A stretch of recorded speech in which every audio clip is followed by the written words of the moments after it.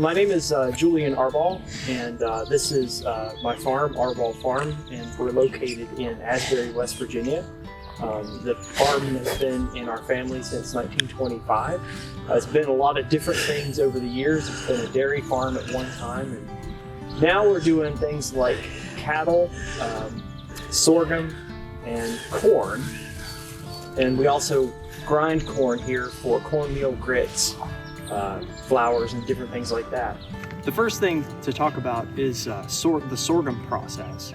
We grow all the sorghum here on the farm. Sorghum is a cousin of corn. It looks exactly like corn in its shape. And at a specific time of the year, usually around late September and October, the sorghum is ready to be processed. To do that, we strip the leaves off the stalk, and we actually run it through this machine here, which is a Chattanooga number 44 sorghum press. Essentially all it does is it just runs the sorghum through 3 rollers to crush it and squeeze the juice out of it. Once the juice comes out of your sorghum, we'll process it in a big vat. We do batch cooking here for our sorghum process, so we do one batch at a time. It's just a great big pot that we cook it all in.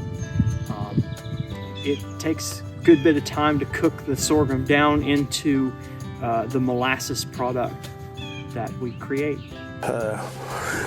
This is the thing that we found makes the syrup cook the best, is this burner system. So it takes propane, and we found that their propane cost is pretty significant. This is 320,000 BTUs of heat in these 2 burners, and to try to bring 50 gallons of juice to a boil, we're going to do some insulation along the bottom in order to keep the heat in, which we figure will reduce our propane usage, increase the heat in the stuff, and probably help cook it a lot faster. This is kind of one of the, it's a pro and a con about sorghum, is that there's not a lot of really modern information about how to do it. So it's a learning process. So for me, I think that's a pro because it's interesting and unique, and it's very mentally I just enjoy it. Yeah. But it's a con because there's a lot of error involved in the process. You know, it's try this, try that, do something else, in order to try to figure out how to get things to work, so that you end up with a solid product on the end of it. And this tank here holds 77 gallons. So what we do is when we squeeze, we pour the juice in that, and we raise this end of the tank up. This has got the valve on it, so the sediment runs to that end. And that's something we've learned, is if we can, the less sediments we have when it goes to this tank, the better off we are. So it's processed. We use a screen with cheesecloth in it coming out of the mill, and then it goes in this tank, then it's filtered again, it goes in this tank, and it's filtered again when it goes in the jar. So that's what you run into. And unlike maple syrup, which the sap is really clean, this has got a lot of pulp in it, and so it creates a lot of skimmings that have to come off. Okay. Because if you cook skimmings down in it, then you end up with gravy, basically. And if you'll notice this jar here, this was last year's,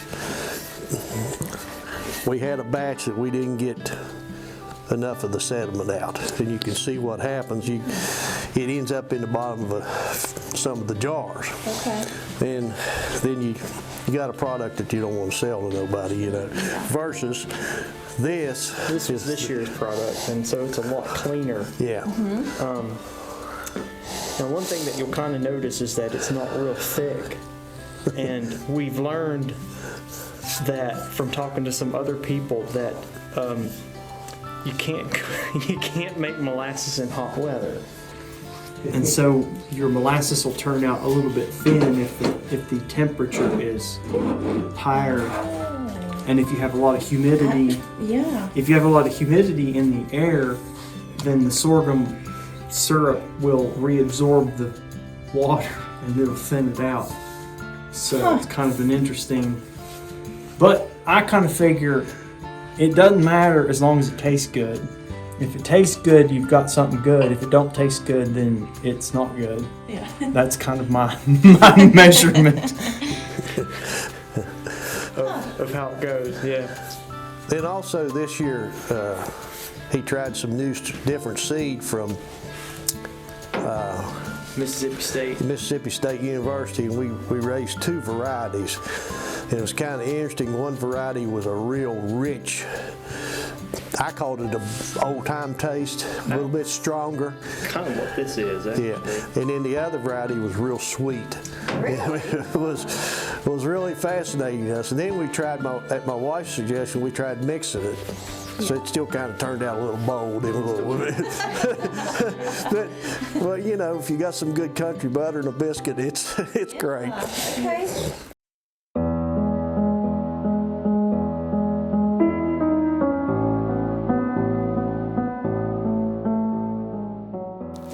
Yeah, this is a cool room that I've built out in this area, and the whole purpose is to run an air conditioner with a cool bot to store a lot of the corn products, both in raw form as well as in the bagged form after I've ground it. And so I keep a lot of my product here on the shelves, cornmeal and some grits.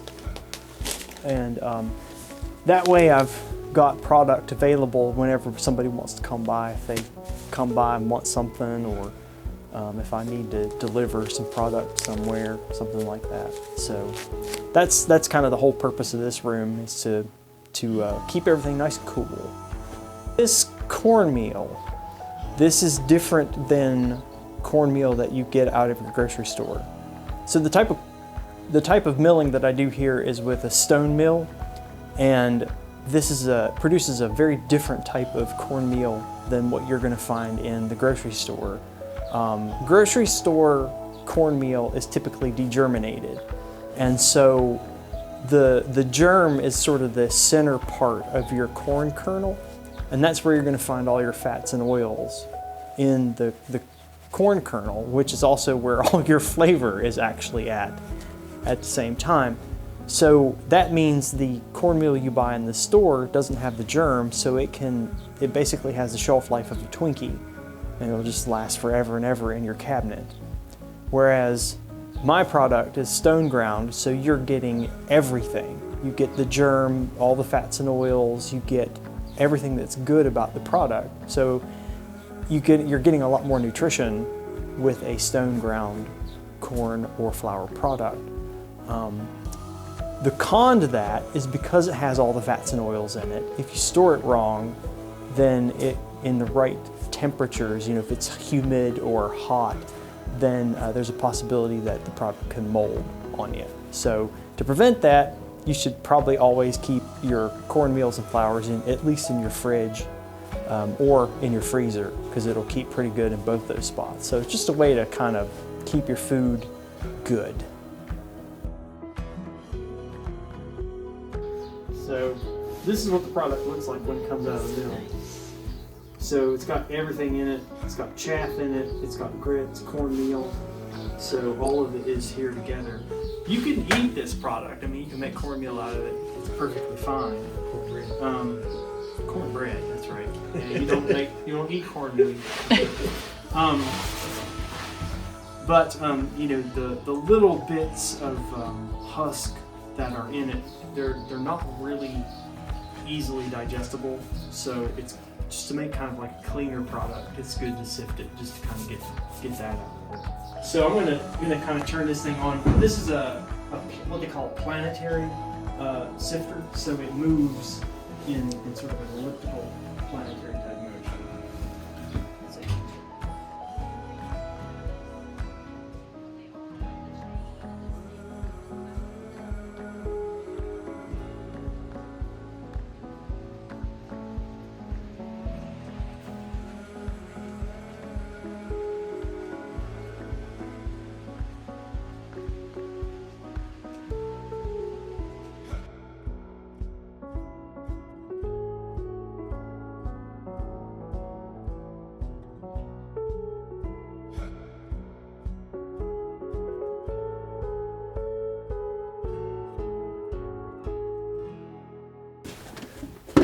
I built this machine for $20.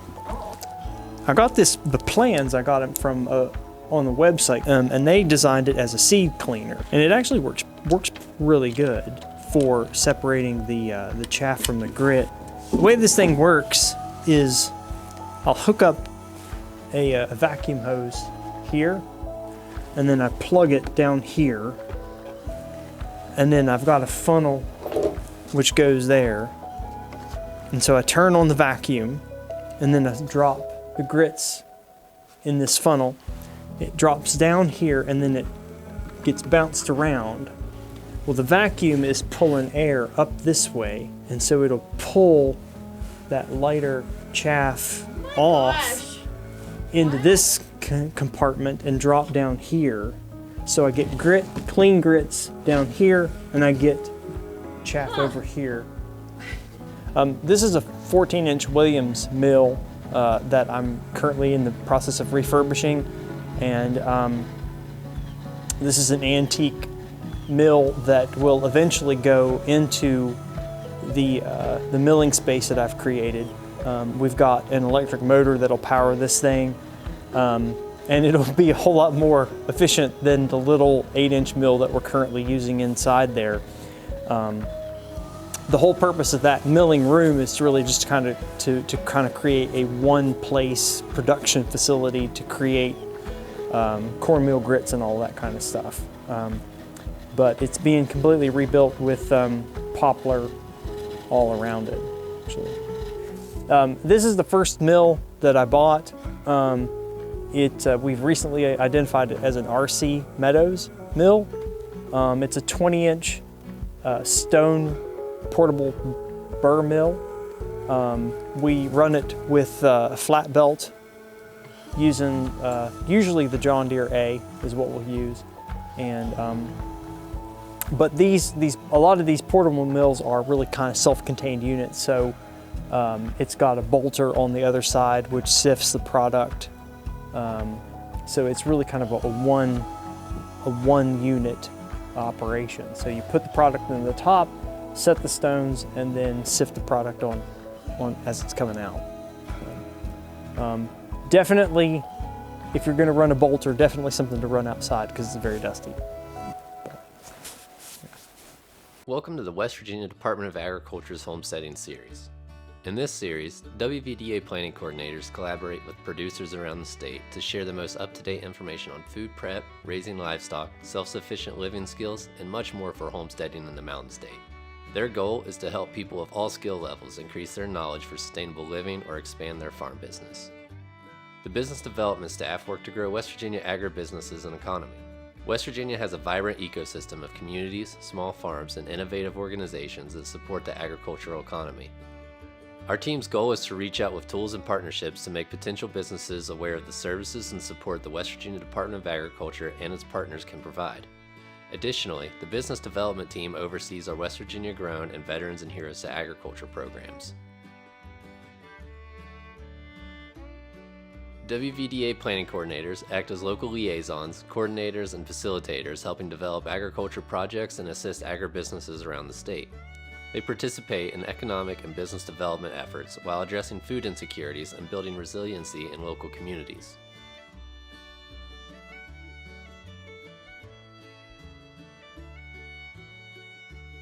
West Virginia Grown is the state's premier branding program for agriculture products. The West Virginia Grown logo indicates to buyers the product was grown and/or processed with quality ingredients in the Mountain State and that their dollars are going right back into their communities. We also offer marketing opportunities for West Virginia producers through our West Virginia Grown program.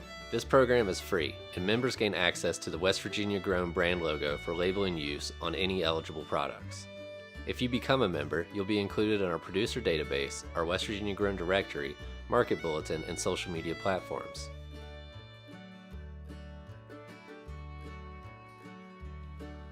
The business development team also includes the Veterans and Heroes to Agriculture program staff. Their priority is to provide support to veterans, law enforcement, firefighters, and first responders transitioning into agriculture via education, scholarships, mentorship opportunities, marketing, technical and business development support, and navigating available resources. The program seeks to further promote the development of agricultural industries, products, and marketing opportunities across the state.